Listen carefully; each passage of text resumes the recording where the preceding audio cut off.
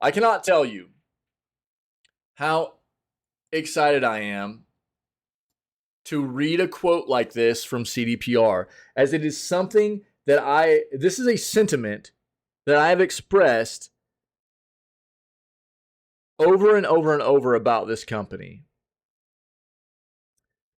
After playing The Witcher 3 in full last year on PC, and it's still having some issues, and knowing that it had much, much worse issues on release, and then knowing what Cyberpunk was on release, obviously everybody knows what Cyberpunk was on release across all platforms. Yeah, okay, I get it. PC was maybe a little bit better, but it was still balls, dude. I have said many times over that CDPR feels like a company to me that didn't try to progress from Witcher 3 to Cyberpunk. It felt like a company to me that regressed. It felt like a company that saw how much they got away with on a game like The Witcher 3, and they tried to get away with even more with Cyberpunk. Fortunately enough for a company like CDPR, they have a large enough fan base that they have been able to survive to bad releases. And let me be very clear here. I don't care how many people want to say things about, well, they've done a great job of making the game good now. Shut up. Just shut up. I don't care. That is the wrong mindset for us to have as consumers and as gaming enthusiasts. They do not deserve accolades, whether it be CDPR or any other company. You don't deserve accolades. You don't deserve a pat on the back, anything like that, for finally making a game become what it was supposed to be on release. That is the wrong mindset for us to have as the consumer and gaming enthusiast. What it comes down to is that there are not enough regulations in this industry to hold companies accountable for releasing broken-ass products, which is what CDPR has done. Yeah? So it falls on us to hold them accountable. If you keep buying into these companies, I don't care if it's CDPR or if it's EA or if it's Blizzard, what have you. You keep feeding them, they'll keep doing the same crap to you, you know? But I will say this. I was so thrilled to see an article this morning, this article, with a quote from CDPR. This title reads, as Phantom Liberty cements Cyberpunk 2077's comeback, CDPR gets candid about its horrible launch. Quote, we repeated a lot of mistakes we got away with on Witcher 3. Exactly what I have stated. Ever since I played Witcher 3 in full last year, and then, relating it to what I knew about Witcher 3's release, and still some of the bugs and crashes and everything I was experiencing in Witcher 3 last year, into what Cyberpunk's release was and everything, that's exactly what I've been saying over and over and over again. Was CDPR seems like a company that saw how much they got away with on The Witcher 3 and tried to do it again on Cyberpunk, and it didn't work. Again, I feel like it's their luck. So don't get me wrong. There are not many other game developers that can hold a stick to CDPR when it comes to things like lore, writing, the narrative in the games, the content as a whole that is presented for a game player in the games that they produce for people. It is amazing. It is so good.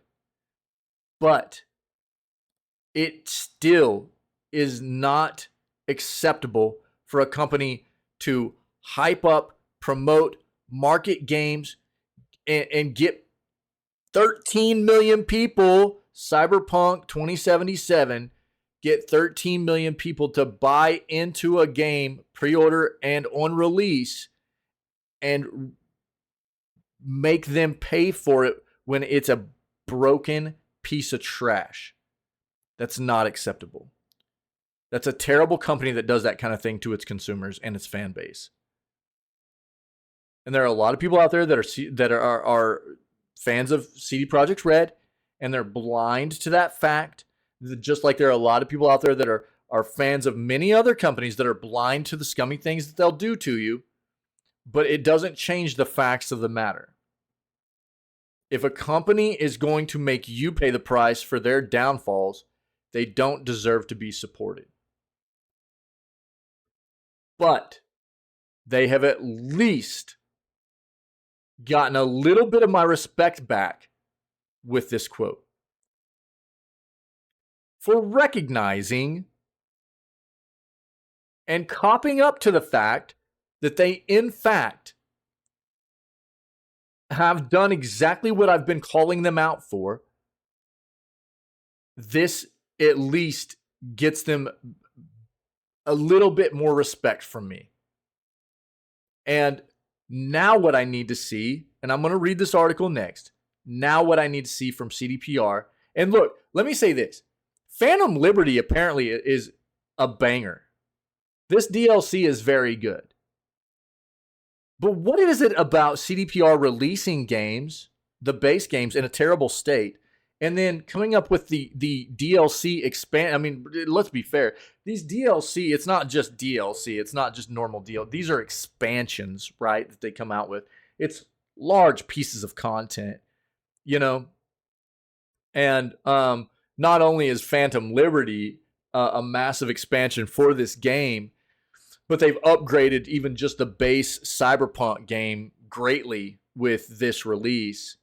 But what is it about them just releasing trash performing games?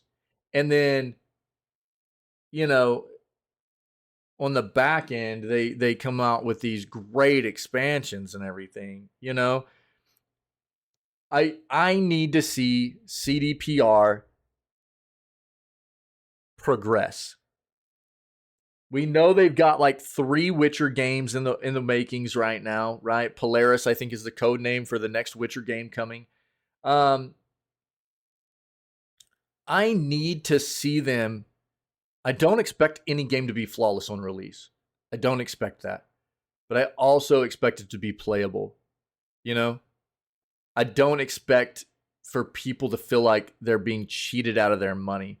And this is where I need to see CDPR progress. Their content is so flippin' good, which is why it hurts so much to see them do this to their fan base and their customers all the time.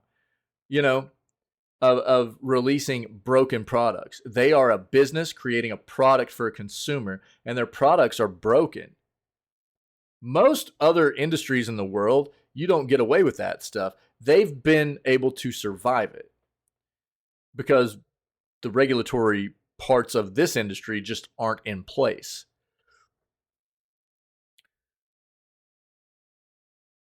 Phantom Liberty is sounding like an absolute banger, though. From every people I've talked to, reviews I've pulled up, we looked at reviews yesterday. It's looking really, really good. CDPR leads reflect on Cyberpunk 2077's disastrous debut as it finally delivers the RPG fans wanted to begin with. Between a glowing Cyberpunk 2077 Phantom Liberty review wave and free foundational changes in the 2.0 update, CDPR has finally made good on its troubled RPG years-old promises. In a newly released 75-minute documentary from Ard Media, multiple CD Projekt Red leads discuss Cyberpunk's long comeback arc, particularly the disastrous launch that it started it.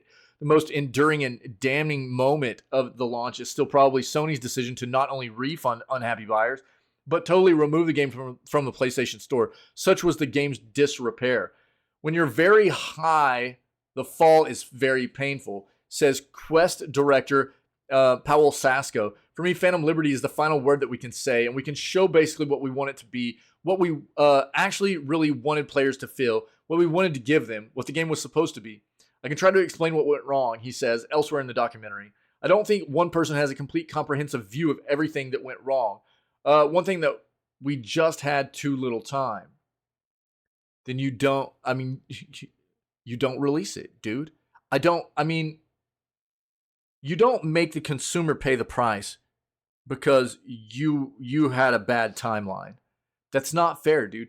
Studio head Adam Badowski admits that from a distance we knew that we should spend more time polishing the tech of the game. Give more time to the team because the team is great. Level design Miles Tost compares the project to The Witcher 3, which left CDPR riding high as an RPG powerhouse.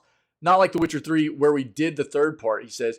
This was the first Cyberpunk game. It wasn't long before we wound up in the situation together with developing the new IP and the story and how it was supposed to be, where we really couldn't find out for a long time how the game was supposed to work.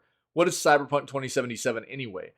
We made a lot of prototypes. There were a lot of ideas we came up with, and a lot were tossed. I built a location, and then a week later, I knew it would no longer be needed that week. Tost's comments reminded me of Bethesda head Todd Howard's remarks on finally finding the fun in Starfield after 7 years of development. Video games often come together relatively late in production. That effect can be more extreme in the AAA space where development teams are so large. Even more so with a massive open-world RPG with so many moving parts. Even so, Cyberpunk demonstrably didn't come together until after launch. Partially the issue was located in our production method, Sasko says. We simply didn't know. A lot of us didn't know completely where we are with that game. It was my fault, Badowski says. Our games are super complex, super big, pretty long when it comes to navigation. This constellation of quests, I thought that world building was the most important thing for me, and navigation. I was focusing on that, and I missed the point of how important technical excellence is. I think after Witcher 3, we just didn't clean up internally to the degree we thought we had at the time. Tossed reasons. That meant we repeated a lot of our old mistakes, which we got away with on Witcher 3. But this time, though, the project was so much bigger, so much more complex, with so many people on it that we ended up just falling flat on our face. Things just came so thick and fast, Toss continues. I think that was also the point in time where I personally was closest to leaving the company.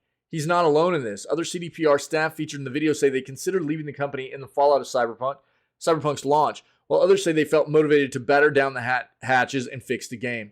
I remember when we shipped Witcher 3 and we shipped both expansions, and the reason I really wanted to stay here is because they were doing Cyberpunk and I felt it would be tough, Sasko recalls.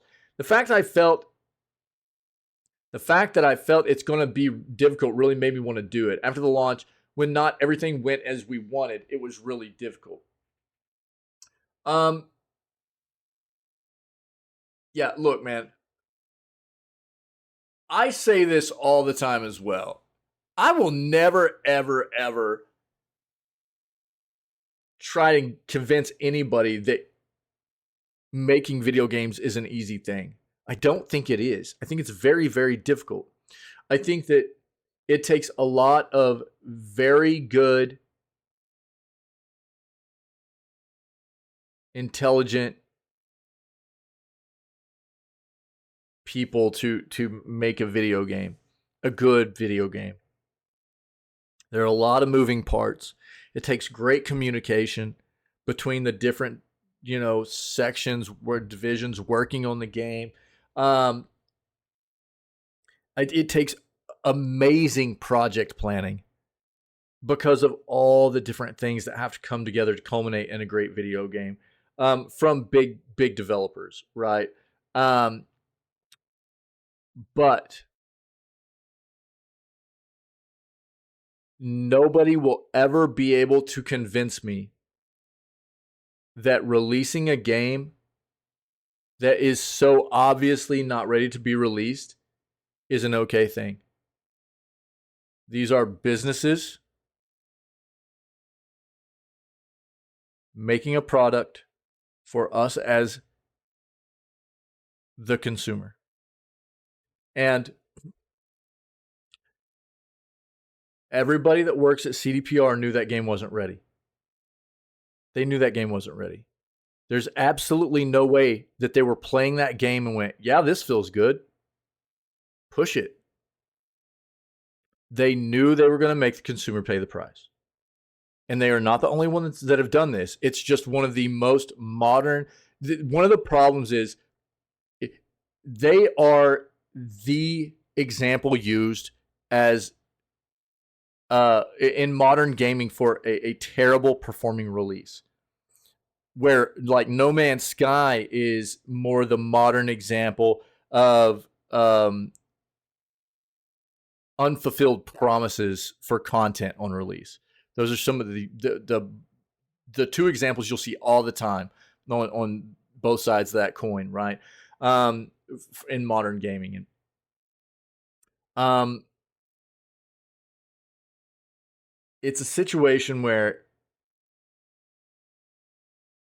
I'll never say it's easy, but it will never be acceptable to me for a company to push out a product. And the problem with CDPR and Cyberpunk 2 was they promoted it so hard. They marketed that game so heavy.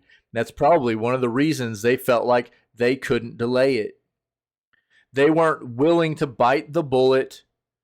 Yeah, I don't know what kind of timeline contracts they had with anybody else and getting this pushed out or anything like that, but they were not willing to bite the bullet themselves as a company and delay it. So they made us pay the price as the consumer, and that's not fair. It's not acceptable. It's not fair. And this is that area where I feel like us as gaming enthusiasts really have to start paying attention and taking these kinds of actions into consideration from developers. If a developer does this kind of thing to you, you don't pre-order their games. You don't buy their games on day one release anymore. You don't do it, because then you're just feeding the same issues that they'll do to you again until they prove to you that they're willing to change their ways, do something different moving forward. You don't continue to feed that, right?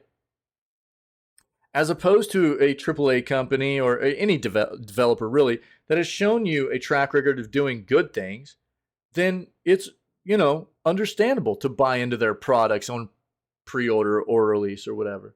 But I think this is the thing that people have to start understanding about the responsibility ultimately falling on our shoulders as enthusiasts, video game enthusiasts, and the consumer, because there's no regulatory organization, there's nobody trying to do anything to protect us, from these kinds of scummy things that happen. These companies are doing to us, it's on us. So if you don't want to get bit again by these same companies, you have to quit supporting them when they do these kinds of things to us. Now, I was so happy to see this. This is at least garners a lot of respect in my book for CDPR. And what I will say is that I hope this is some very hard lessons learned here, and mistakes won't be repeated again. They are fantastic at content. CDPR is amazing at content. They're so flipping good. But I don't want to support a company that is going to do this to us as gamers, as gaming enthusiasts and gaming consumers. I don't support companies that do this. And until they show me they can do better moving forward, I will continue to not support them. That's just the way it is for me. But this is a good look in my book for them. I like seeing transparency. I like companies that are going to come out and actually talk to us about mistakes they've made, or, communicate with us about what we want to see in their games and take feedback from us. Those things are important to us as gamers, stuff like that. So this is a good look for me. Something that is a huge, it's at least gotten some brightness on the horizon for me as far as CDPR is. And that's great, dude. That's great, because their content's amazing. And I would love to see them turn over a little bit into something I'm willing to support again.